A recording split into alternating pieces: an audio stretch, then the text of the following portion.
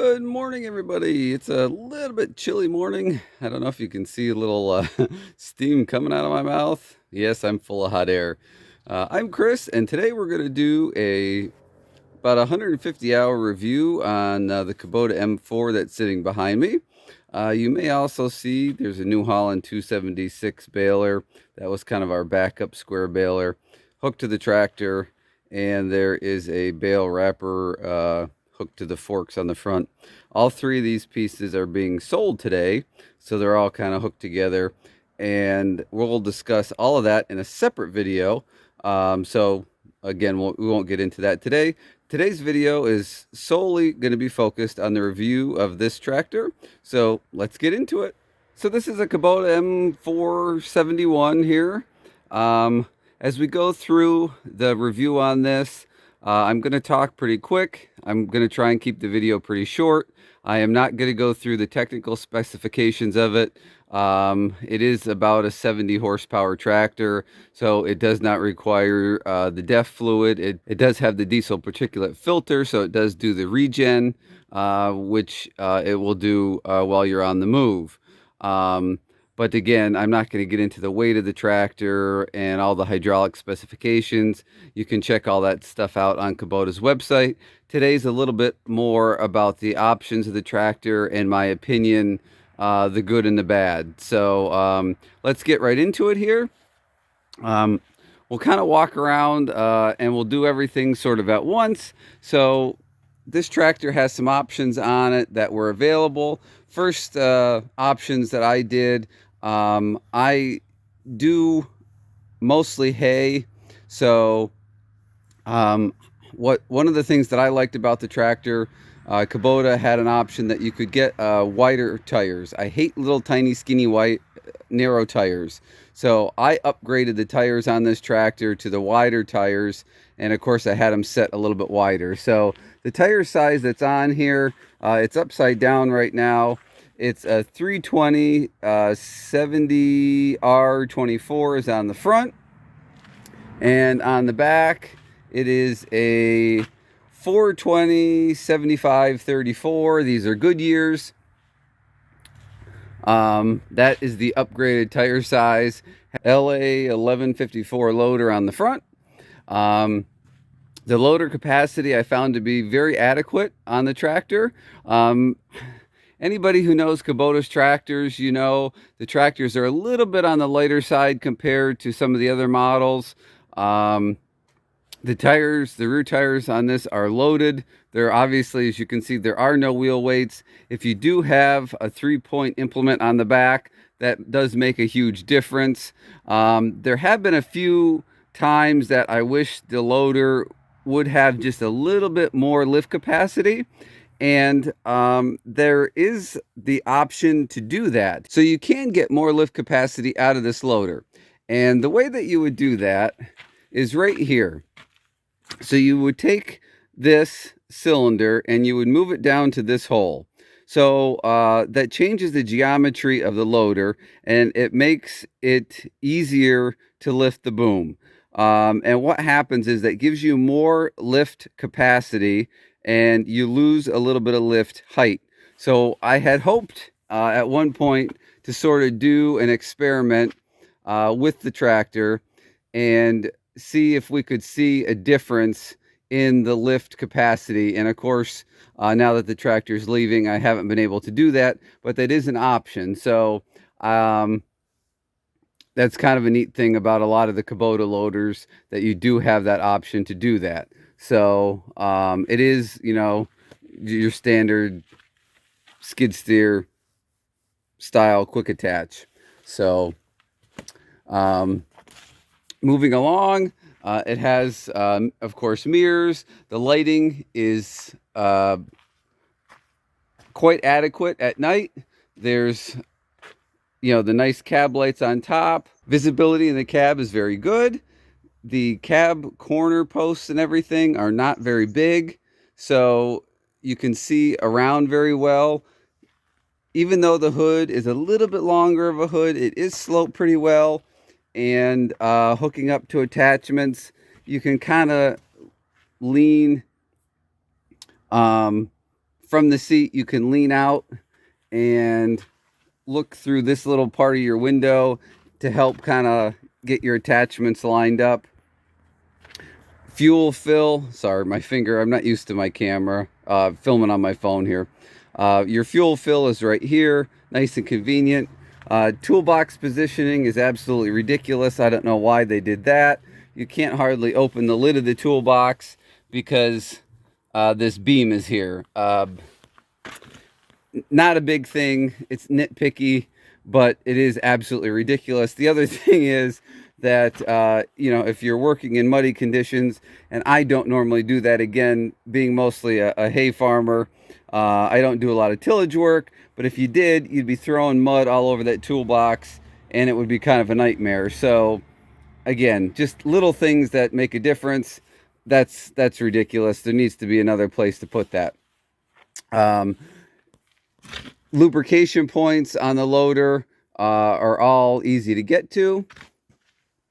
Moving around here to the back side here of the tractor.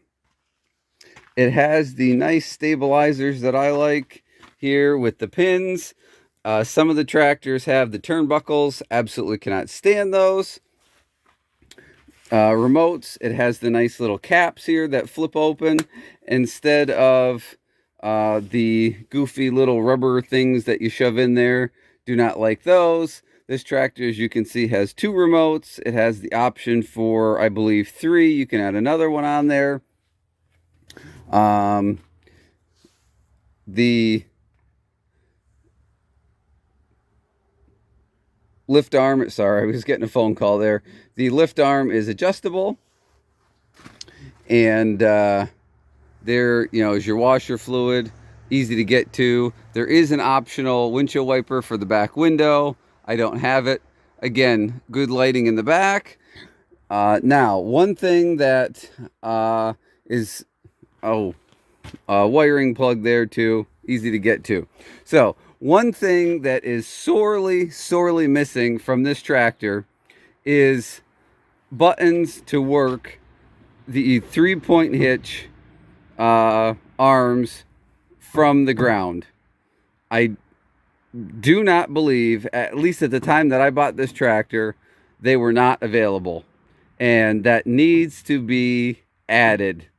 For guys like me that have a lot of 3-point hitch implements, constantly walking around or opening the window and trying to stand on the arms and do things, it's really a pain. That needs to be an option. You know, when I realized this, and I should have said at the beginning of the video, there are 2 versions of this tractor. There's sort of a base model and a deluxe. This is not the deluxe version, but I do not believe there's a lot of differences between the 2. The dealership that I bought this from said they only sell the base model because there's not a lot of differences between the 2.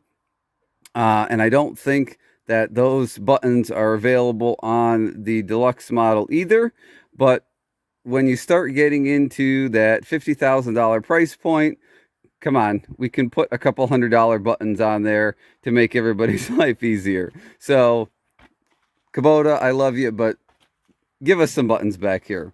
So, yep, I would really love to see those buttons. So this is category 2, which you can easily downsize with a little spacer if you have category 1 implements. And these are telescopic, which is nice for hooking things up if you're not lined up exactly. So I think that's about all we need to talk about back here. Again, trying to keep the video kind of short. We'll hop in the cab here. Buddy seat in the standard version of this was optional. I had it added in here. It was $500. I have kids. They like to ride in here. And, you know, I like to keep things safe. So buddy seats here. It just flips up like that. And then there's a lever here. Boom, down. Has a seat belt. So we climb into the cab. A lot of controls here on this side. Electronic PTO, that would be your 3rd rear hydraulic remote. PTO electronic throttle, which is nice. This only has 2 ranges. It has 12 gears, your D-clutch button, of course your high and low. This is your park brake, which was a little goofy to get used to at first, but after I got used to it, I really, really like it over here on this side, especially because, don't want to get you dizzy here, because of having the buddy seat over here. In the past, I had a tractor that had a buddy seat over here, and with the buddy seat here, it is very difficult to try and get over here and activate or deactivate a park brake. Your hand was constantly hitting that seat. So it's very nice and convenient, especially when you're going to be over here working the controls, getting yourself in gear, to just grab that brake on and off. So, yep, I really like that. That's a great feature. Loader control is right here, and foot throttle. We'll turn the key on here. Turn the radio off. Okay, so we got 162 hours on there. Dash is nice and easy to read. It does have some little stuff here about your regen and all that. There's some buttons there about that. Okay, so here is your forward and reverse lever. You do not have to clutch to go from forward to reverse, which is nice. It's a very short throw of the lever to go from forward to reverse. So if you're doing a lot of loader work, that is fantastic. Now, one complaint I do have with this is that it says there to lift to go from forward to reverse.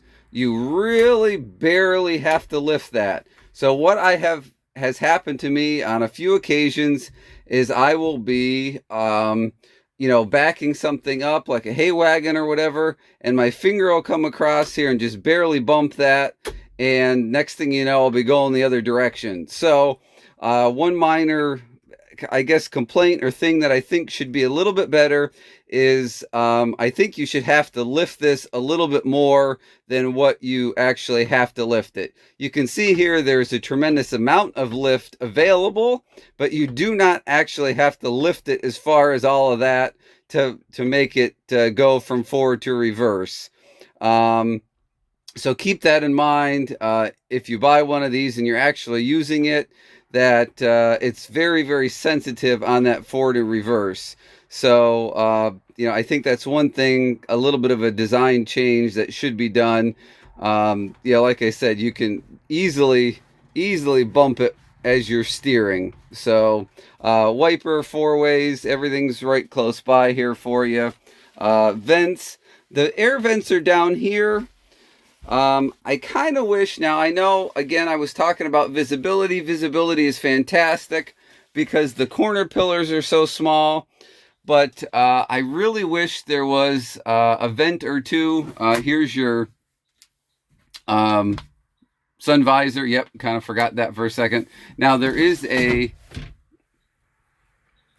and it's not a sunroof, but it's a window for if you're doing loader work. And you can close that on hot sunny days, so that's kind of nice. But I really wish that there was a vent or two up top, just on the hot days blowing the cold air, and then on the cold days being able to help keep the glass clear. They're all right down here. Again, not a big deal, but it would have been kind of nice to have some vents up high. Let me turn that key off there. Again, just a very minor thing. So radio is up here, heating, cooling. You have some of your lighting and switches and things here. One other minor thing, in talking about the electronic PTO, and this is something that I can't say for sure is an actual issue, but I've noticed with this tractor, when you engage the electronic PTO, I don't want to say it's violent, but it is slightly aggressive in turning on the implement. It kind of jerks the implement on. And it is something I had meant to address with the dealer.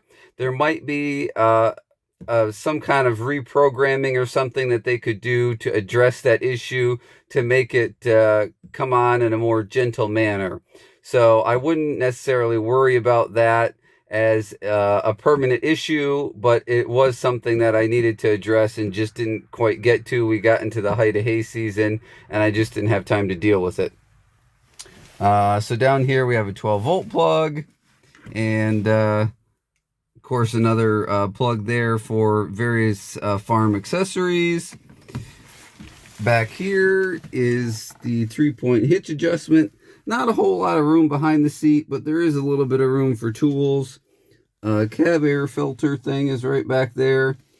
It'd be nice if there was a hair more room in there for some tools. But four-wheel drive, maybe on the Grand version, the deluxe version, this is push button.